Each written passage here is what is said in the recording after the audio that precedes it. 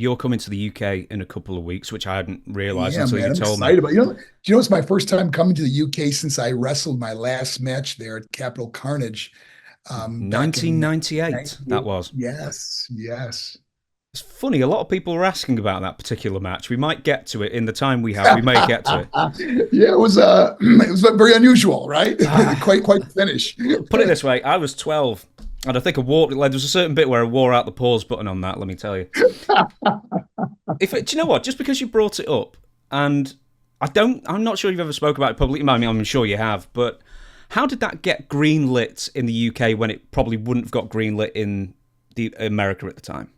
That's a great question. I don't know. I mean, obviously it was planned, and we had to kind of rehearse in a sense. We didn't go through the whole thing, but we knew what was going to happen and how it was going to happen. And it was a young man's dream. Mm. It's funny, because I was thinking, is this like a European thing where someone thought you can get away with it here? They're a bit I more believe liberal. so.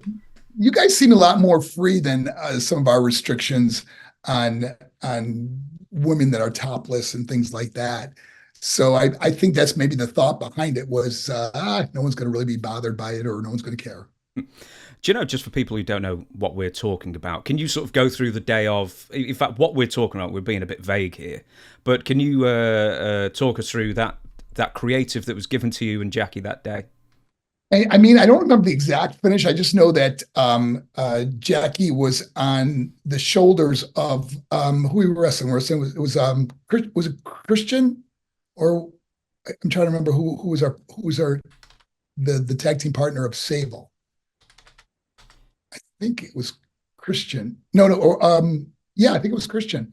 And I believe she was on his shoulders or on Sable's shoulders. I can't remember. Okay, it's Yeah. been so, I mean, gosh, 20 something years ago.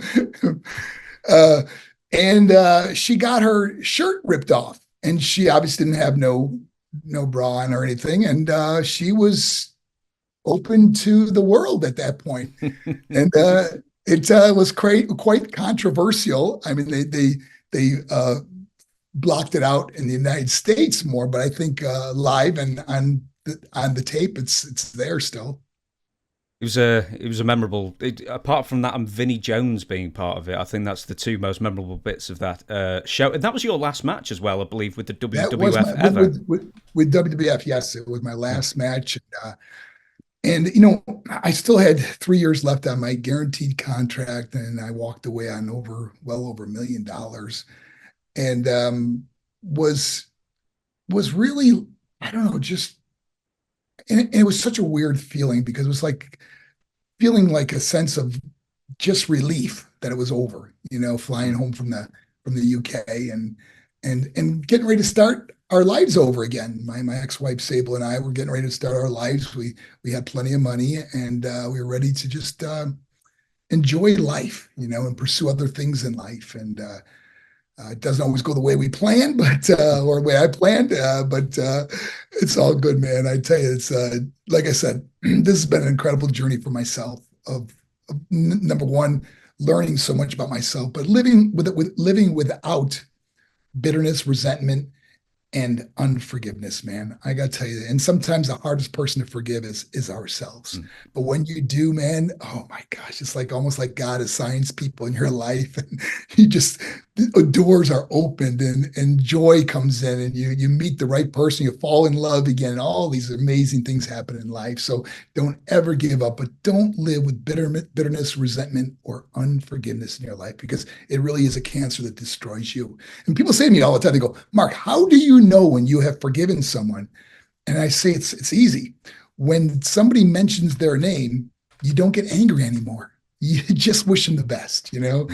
And that's how I've lived my life. I was just looking up the lyrics. Well, it's all right. Remember to live and let live. Well, it's all right. The best you can do is forgive. The Traveling Wilburys. It's one of my favourite lyrics. In fact, George Harrison sings It's it. good. Yes.